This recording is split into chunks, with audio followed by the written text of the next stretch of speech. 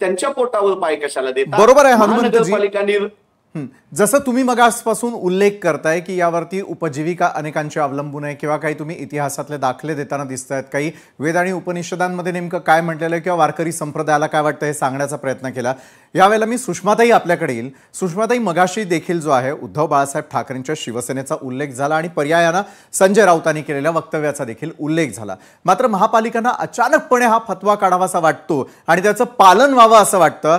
त्यावेळेला आपल्या शिवसेनेची भूमिका काय? शिवसेनेने भूमिका फार स्पष्टपणे मांडलेली आहे. आम्ही वारंवार म्हणतोय की प्रत्येक वेळेला तुम्हाला धार्मिक कार्ड खेळावंच लागतं का? धार्मिक कार्ड खेळल्याशिवाय भाजपचं राजकारण पुढे जात नाही का? आपण या पॅनलवर गुणरत्न सदावर्तेजींना बोलावलेलं आहे, चांगली गोष्ट आहे.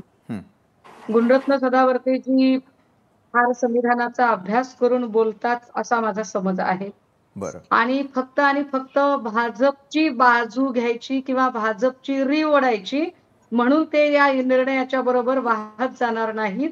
तर ते अगदीच त्यांच्या काय म्हणता येईल त्यांच्या कॉन्शियस माइंडला विचारून ते त्यांचं म्हणणं मांडतील.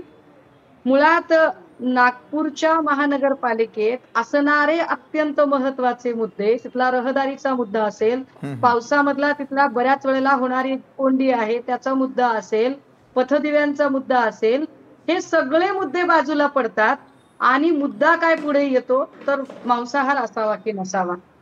काय 15 आणि विशेष म्हणजे तो 15 ऑगस्टच्या दिवशी जो आम्ही स्वातंत्र्य दिवस म्हणून साजरा करतोय, स्वातंत्र्य दिनाच्या दिवशीच जर खानपानाच्या स्वातंत्र्यावर बंदी आणायची आणि मखलाशा आणि बदमाशा करत त्याचा संदर्भ पुन्हा धर्म, संत साहित्य या सगळ्यांशी जोडायचा, हे फार विशेष आहे.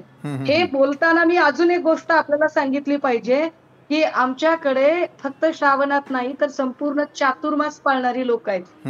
माझ्या घरात पूर्ण चातुर्मास पाळणारी लोक आहेत. त्यामुळे 4 महिन्याचा मांसाहार होतच नाही घरात.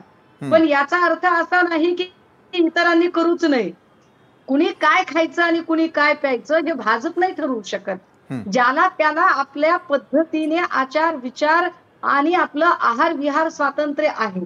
त्या आहार विहार स्वातंत्र्यावर गदा आणून भाजपला असं काय सिद्ध करायचंय आणि ते 15 ऑगस्टच्या दिवशी म्हणजे काय मोटिव्ह काय भाजपचा? तर मला असं वाटतं की प्रत्येक वेळेला धार्मिक कार्ड खेळणे आणि त्या अनुषंगाने महापालिकाच्या इलेक्शनच्या आधी सुद्धा एक धार्मिक कार्ड खेळण्याचा जो अत्यंत गलिच्छ आणि बालिश प्रयत्न आहे. विशेष म्हणजे गृह खातं ज्या माणसाकडे आहे त्या माणसाच्या होमपिच वरून असा निर्णय घेतला जातो आणि तो माणूस कायदा आणि सुव्यवस्था सांभाळतो. सगळंच हास्यास्पद आहे.